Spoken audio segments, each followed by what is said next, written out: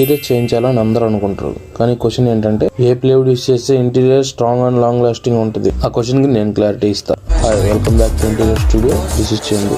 Recent times లో నాకు చాలా మంది డిఎం చేశారు ఏ ప్లేవుడ్ యూస్ చేస్తే బాగుంటుంది అని. వాళ్ళ కోసం ఈ వీడియో చేస్తున్నాను. ప్లేవుడ్ చూస్ చేసేటప్పుడు 3 మెయిన్ థింగ్స్ కంపల్సరీ చెక్ చేసుకోవాలి. 1. గ్రేడ్. ప్లేవుడ్ లో 3 మెయిన్ గ్రేడ్స్ ఉంటాయి. MR grade, BWP, BWR. ఈ 3 గ్రేడ్స్ ఉంటాయి ప్లేవుడ్ లో. మోస్ట్లీ మేము బీడబ్ల్యూపీ, బీడబ్ల్యూఆర్ ప్లేవుడే యూస్ చేస్తాం. సింపుల్ రూల్, డ్రై ఏరియాలో బీడబ్ల్యూఆర్ యూస్ చేయండి, వెట్ ఏరియాలో BWP better. 2. ISI mark. ISI mark compulsory ఉండాలి. మెయిన్ గా 2 స్టాండర్డ్స్ చూడాలి. IS 303, IS 710. షీట్ మీద క్లియర్ గా ప్రింట్ ఉండాలి. వితౌట్ ఐఎస్ఐ మార్క్ అంటే రిస్కే. బిల్ తో వెరిఫై చేసుకోవాలి. And last, number of layers. Plywood లో ఎన్ని లేయర్స్ ఉంటే అంత బెనిఫిట్ మనకి.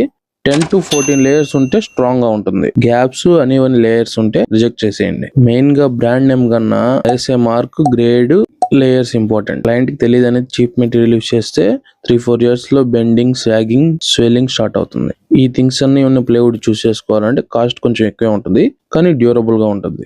నెక్స్ట్ టైం మీరు ప్లేవుడ్ చూస్ చేసేటప్పుడు ఈ థింగ్స్ మైండ్ లో పెట్టుకుని ప్లేవుడ్ చూస్ చేసుకోండి. టెన్షన్స్ అన్ని మాకు వద్దు, ఇంటీరియర్ లాంగ్ లాస్టింగ్ ఉండాలంటే ఇప్పుడు ఇంటీరియర్ స్టూడియోకి కాల్ చేయండి. కాంటాక్ట్ డీటెయిల్స్ డిస్క్రిప్షన్ లో ఉన్నాయి.